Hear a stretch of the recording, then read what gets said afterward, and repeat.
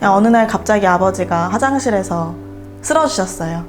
그래서 구급차 타고 병원에 입원하시고 뇌수술 받고 중환자실에 있다가 입원하고 퇴원해서 재활하고 이제 그런 과정을 중3 때 겪었죠.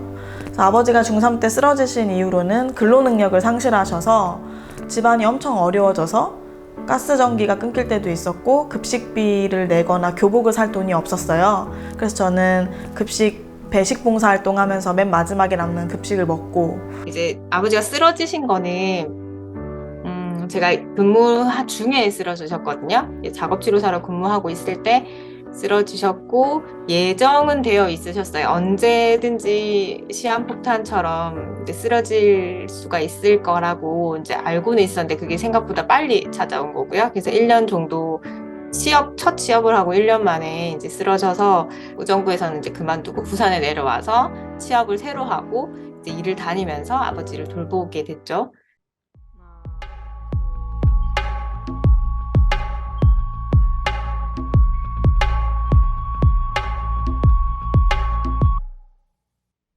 제가 그 아버지가 중3 때 쓰러지신 이후로 집이 정말 어려워서 공부를 사실 이어가기가 어려운 환경이었어요. 근데 제가 어떻게 고등학교를 졸업할 수 있었냐면 그 삼성이라는 이제 대기업에서 장학금을 저한테 줬어요.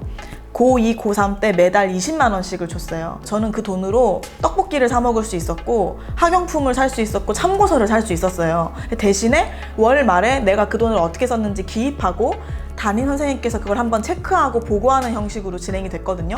그럼 이렇게 멘토를 해줄 수 있는 어른과 그거를 모니터링할 수 있는 시스템만 있다면, 근데 가장 그거를 나에게 필요한 방식으로 내 욕구에 적합하게 내 진로를 준비하는 데 쓸 수 있었던 거죠. 나한테 그 20만 원이 없었으면 나는 고등학교 졸업 못했을 수도 있겠다. 이 시기가 진로를 탐색하고 미래를 준비해야 될 굉장히 중요한 시기잖아요. 근데 이때를 놓쳐버리면 이제 나중에는 그 어떤 돈과 뭐 지원을 해줘도 부상이 안 되는 것 같아요. 가족 돌봄 청년들도 그냥 일반적으로 진로를 탐색하고 일을 하는 청년들과 마찬가지로 자립에 대한 지원이 가장 우선이 돼야 된다고 생각이 들어요. 약간 지원을 하더라도 약간 막 부모 관련된 뭔가 서류를 떼고 해야 되는데 거기에서 좀 어려움이 많아서 그냥 오로지 지금 현재 이 아이의 상황에만 조금 볼 수 있는 그런 서류 제출을 요구한다든가의 그런 게 조금 약간 간결할 필요가 있는 것 같아요. 네. 그런 청년 돌봄자들 같은 사람들도 당장 어른들이 도와줄 사람이 없고 그럼 자기가 헤쳐가야 되는데 그 과정에서 이제 제도적인 거나 이런 부분을 모르거든요. 그런 것도 만약에 이제 상담이 들어오면 어떻게 해라고 하는지 알려줄 수도 있는 그런 하나의 뭐 언니 같은 그런 사람이 되자라는 생각이 한 거고.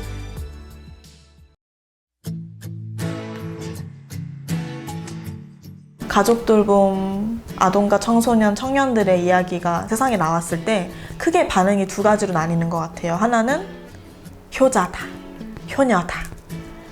또 하나는 늙으면 죽어야지, 늙어서 아픈 건 짐이다. 이제 이렇게 나뉘는 것 같은데, 효자다, 효녀다라는 말은 그렇게 해야만 할 것 같은 과도한 압박과 부담, 중압감으로 다가오고 내가 그러지 못했을 때 죄책감을 느끼고요. 늙으면 죽어야지, 뭐 아파서 오래 사는 건 자식 앞길 막는 일이지, 이런 말은 또 내가 돌봄을 하고 있는 것들을 부정당하는 느낌이 좀 들어요. 이런 효를 강조하고 너는 이제 자랐으니까 너가 우리에게 은혜를 갚아야 한다라는 식으로 되게 자연스럽게 뭔가 돈을 요구하거나 아니면 이런 일들은 당연히 해야 되는 거 아니야? 하고 부모 말을 잘 들어야 돼야 한다는 약간 그런 인식이 있는데, 심리상담사가 저한테 그런 말씀을 해주셨어요. 율씨가 아버지와의 심리적 분리가 필요해 보인다. 율씨의 인생에서 율씨는 1순위다. 근데 그 말을 들을 때 제가 나한테 이런 말을 해주는 사람이 한 명도 없었던 거예요, 제 인생에. 그런 어른은 더더욱 없었고. 사실 이런 말이었죠. 네가 해야지, 네가 딸이니까, 네가 가족이니까 당연한 거지, 이런 말들만 들어왔는데 그래, 내 인생은 내가 1순위고 아빠 인생은 아빠 인생이고 내 인생은 내 인생이지. 아버지가 아프고 안타까운 것과는 별개로 내가 자립하는 게 정말 중요하구나.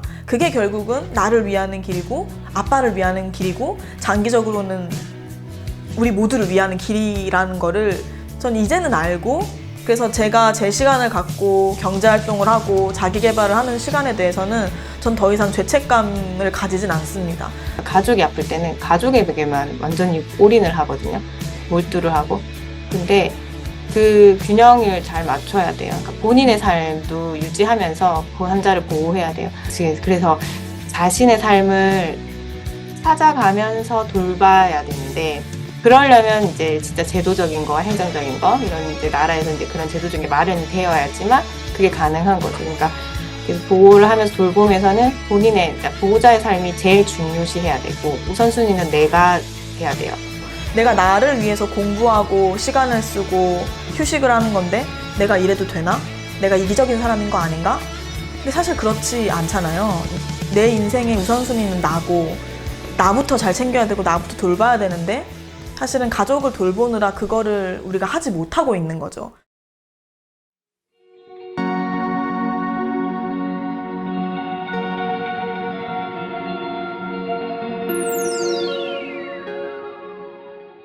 애초에 소외계층에서 오는 그런 좀 사람들의 부정적인 인식이 강한 편이라고 좀 저는 생각이 들거든요.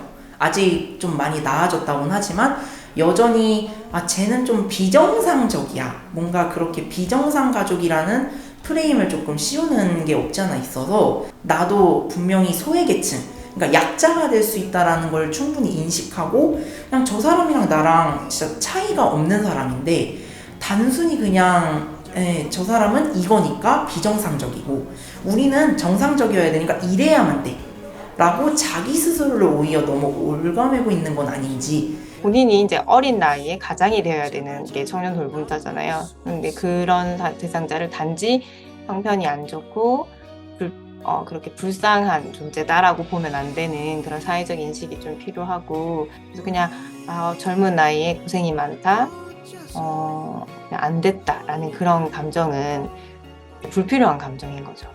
저럴 수도 있구나. 그 내가 될 수도 있거든요.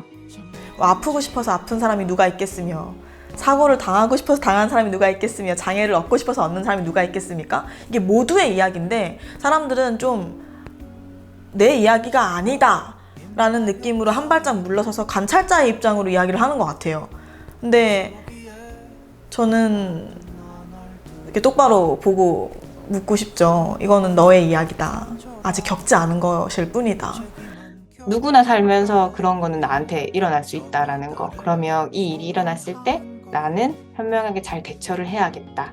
그리고 거기에 대해서 이제 배우는 거죠. 그래서 어릴수록 그걸 좀 배워야 된다고 봐요. 돌봄이라고 하는 걸 교육의 의제로 삼는다라고 하는 건 바로 돌봄이라고 하는 것이 시민적 의제다 라고 하는 것을 또 의미하는 것이기도 하거든요. 그래서 좀 이 두 가지의 의미, 즉 돌봄이라고 하는 걸 지식의 과제로 삼는 거, 그리고 또 하나는 이게 바로 시민의 어떤 시민 주체가 또 가져야 될 되게 좀 중요한 삶의 의제라고 하는 거, 그 대학을 운영하는, 또 대학에서 교수자 역할들을 하고 있는 저까지를 포함해서 이런 사람들에게도 되게 좀 중요한, 모두에게, 이 모두들에게 굉장히 좀 중요한 발상이 아닌가, 좀 이런 생각을 합니다. 우리의 소리를 전달합니다.